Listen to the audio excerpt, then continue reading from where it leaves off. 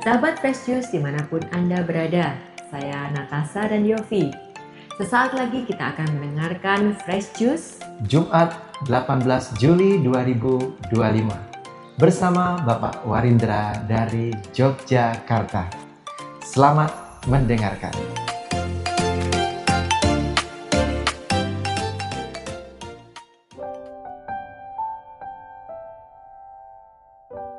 Sahabat Fresh Juice, berkah dalam. Apa kabar? Semoga semua sehat dan berbahagia hari ini. Berjumpa kembali dengan saya, Warindra dari Yogyakarta. Marilah kita dengarkan Sabda Tuhan, Jumat 18 Juli 2025. Inilah Injil suci Tuhan kita Yesus Kristus menurut Santo Matius. Bab 12 ayat 1 sampai 8. Murid-murid memetik gandum pada hari Sabat. Pada waktu itu, pada hari Sabat, Yesus berjalan di ladang gandum. Karena lapar, murid-muridnya memetik bulir gandum dan memakannya. Melihat itu, berkatalah orang-orang Farisi kepadanya, "Lihatlah, murid-muridmu berbuat sesuatu yang tidak diperbolehkan pada hari Sabat." Tetapi jawab Yesus kepada mereka, "Tidakkah kamu baca apa yang dilakukan Daud ketika ia dan mereka yang mengikutinya lapar? Bagaimana ia masuk ke dalam rumah Allah dan bagaimana mereka makan roti sajian yang tidak boleh dimakan, baik olehnya maupun oleh mereka yang mengikutinya, kecuali oleh imam-imam.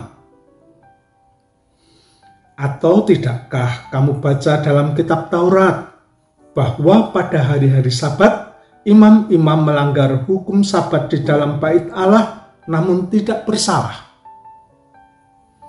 Aku berkata kepadamu, di sini ada yang melebihi bait Allah. Jika memang kamu mengerti maksud firman ini, yang ku kehendaki ialah belas kasihan dan bukan persembahan. Tentu kamu tidak menghukum orang yang tidak bersalah, karena Anak Manusia adalah Tuhan atas hari Sabat." Demikianlah sabda Tuhan. Sahabat Fresh Juice terkasih, bacaan hari ini mengisahkan Yesus dan para murid sedang berjalan melewati ladang gandum. Karena lapar, para murid memetik bulir gandum dan memakannya. Tidak dikisahkan gandum itu diolah dulu baru dimakan. Saya tidak tahu pasti bagaimana bulir gandum itu dikonsumsi. Tapi saya menemukan tulisan yang menyebutkan bahwa bulir gandum itu lazim dimakan mentah oleh orang-orang yang kelaparan dalam perjalanan. Namun tindakan para murid itu rupanya dilihat oleh orang-orang Farisi dan mereka menegur Yesus. Di mata orang-orang Farisi, murid-murid Yesus yang memetik gandum dan memakannya itu melanggar peraturan. Ya, tentu saja karena mereka mencuri. Begitu pikir saya. Tetapi rupanya saya keliru. Para murid itu tidak mencuri. Tindakan mereka memetik gandum karena kelaparan di jalan dibenarkan menurut kebiasaan setempat waktu itu. Bukan hanya memetik gandum, bahkan memetik anggur pun tidak bisa disalahkan dalam kasus seperti itu.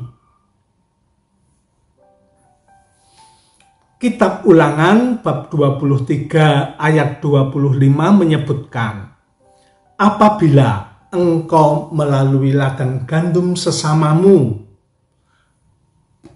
engkau boleh memetik bulir-bulirnya dengan tanganmu, tetapi sabit tidak boleh kau ayunkan. Begitupun tentang anggur. Dikatakan dalam ayat 24, engkau boleh makan sepuasmu, tapi tidak boleh memasukkan dalam kantong. Kalau bukan soal mencuri, lalu pelanggaran apa yang mereka lakukan? Orang-orang Farisi itu melihat bahwa tindakan mereka memetik gandum identik dengan menuai. Dan pada hari Sabat, orang dilarang melakukan pekerjaan menuai. Sahabat Precious, tindakan apa saja yang dilarang dilakukan pada hari Sabat? Menurut Mishnah Syabat, ada 39 tindakan yang dilarang. Menabur, membajak, menuai, mengikat berkas-berkas gandum, mengirik, menampi, memilih, menggiling, mengayak, membuat adonan, membakar roti, menggunting bulu domba, mencuci pakaian, memukul kain, mengecat kain, memintal, menenun, membuat sosok kain 2 rangkap, menenun 2 lembar benang, memisahkan 2 lembar benang, mengikat, melepaskan ikatan, menjahit 2 potong kain, merobek, memasang perangkap, menyembelih hewan, menguliti hewan, menggarami daging, membalut kulit, mengikis kulit, menggunting kuku, menulis 2 buah huruf, menghapus 2 buah huruf, membangun rumah, merobohkan rumah, memadamkan api, menyalakan api, memukul dengan palu, dan membawa barang dari rumah ke tempat umum. Kalau Anda menghitung itu tadi 39. Sabat adalah hari istirahat. Allah memberikan peraturan yang sangat baik. Setelah bekerja 6 hari, orang boleh beristirahat 1 hari. Allah memberikan contoh. Dalam kitab penciptaan, dalam kisah penciptaan, Allah bekerja 6 hari dan pada hari ke-7 ia beristirahat seperti dikisahkan dalam kitab Kejadian. Itulah yang menjadi dasar Sabat.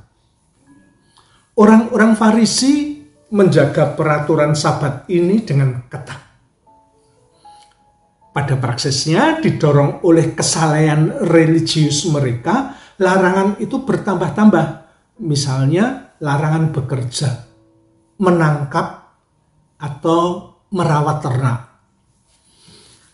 Saya jadi ingat ada satu kisah menarik dari Pater Wim van der Weyden, dosen perjanjian lama kami di Fakultas Teologi Kepausan Weda Bakti dulu.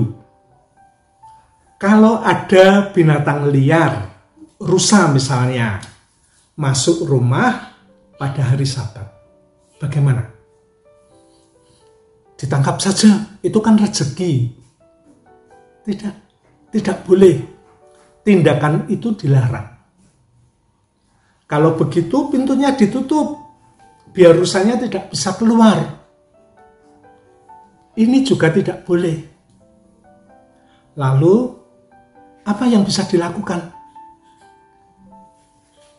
Ia akan duduk di pintu menghalangi rusa itu keluar rumah sampai Sabat lewat. Terdengar aneh, rumit. Sayang waktu itu saya tidak bertanya tentang sumbernya. Tapi begitulah. Hingga kadang peraturan Sabat ini dianggap membebani umat. Namun seperti pepatah Latin nulla regula sine exceptione, tidak ada peraturan tanpa kekecualian. Begitu pula peraturan Sabat. Misalnya, menyelamatkan ternak yang terjerumus ke dalam lubang atau sumur. Seperti dikisahkan dalam Matius bab 12 ayat 11, juga Lukas bab 14 ayat 5. Entah kebiasaan itu dilakukan karena ternak itu harta berharga, atau memang hal itu dilegalkan. Praksis itulah yang dipakai oleh Yesus sebagai rujukan tindakannya menyembuhkan orang sakit pada hari Sabat. Matius bab 12 ayat 9-15. Kalau ternak saja diselamatkan, apalagi manusia yang jauh lebih berharga. Dalam bacaan hari ini pun, Yesus menunjukkan rujukannya atas tindakan para muridnya. Para imam pada hari-hari Sabat melanggar hukum Sabat di Bait Allah. Kitab Bilangan bab 28 ayat 9 dan seterusnya menuliskan peraturan kurban Sabat dan bulan baru, tapi tidak mengisahkan pelanggaran para imam. Mungkin itu praksis yang sudah umum diketahui sehingga dirujuk oleh Yesus. Lebih dari semua argumen itu, Yesus memproklamirkan diri sebagai Tuan atas hari Sabat, yang berarti ia berhak untuk menentukan bagaimana Sabat patut dirayakan. Tentu ini sebuah pernyataan yang tidak menyukakan hati kaum Farisi. Sahabat Fresh Sister kasih, apa yang bisa kita petik dari bacaan hari ini? Tampaknya sepele, hanya soal penafsiran hukum. Tapi dari situ bisa muncul masalah-masalah dalam kehidupan menjemaat. Tanpa sadar, tindakan kita bisa menjadi sandungan bagi orang lain. Kebijakan-kebijakan pastoral yang dibuat bisa menimbulkan kegaduhan umat, dan sebagainya. Misalnya, umat mengabaikan kewajiban pantang dan puasa di masa Prapaskah. Padahal itu jelas-jelas diwajibkan. Tertulis dalam kitab hukum kanonik, kanon 1249 dan seterusnya. Alasan tidak puasa karena yang penting kan sikap hati, bukan soal tidak makan dan tidak minum. Begitu kebanyakan alasannya. Nah, ini contoh tafsir asal-asalan. Manusia itu berunsur jasmani dan rohani. Jadi, kedua unsur itu harus disucikan. Kita sebagai umat, sebagai pewarta, atau malah pemangku kuasa reksa pastoral, tidak bisa berkata seperti Yesus bahwa kita adalah Tuan atas hari Sabat, Tuan atas hukum. Misalnya, bagaimana kalau kita masalahnya bagaimana kalau kita sendiri adalah orang yang berwenang membuat keputusan?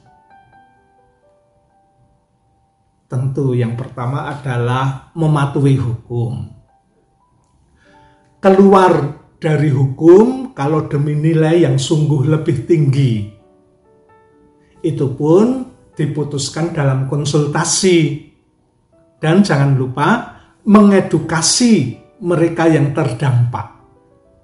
Minimal jangan sampai menjadi batu sandungan atau menimbulkan kegaduhan. Ini kontraproduktif. Semoga sikap Yesus ini tidak menjadi rujukan atas pelanggaran kita terhadap hukum gereja yang kadang dirasa rumit juga. Semoga kita berhati-hati merenungkan bacaan hari ini dan berani berusaha makin bijak dan rendah hati. Amin. Berkah dalam. Sahabat Fresh Juice, kita baru saja mendengarkan Fresh Juice Jumat 18 Juli 2025. Terima kasih kepada Bapak Warindra untuk renungannya pada hari ini. Sampai berjumpa kembali dalam Fresh Juice edisi selanjutnya. Tetap semangat, jaga kesehatan, dan salam Fresh Juice.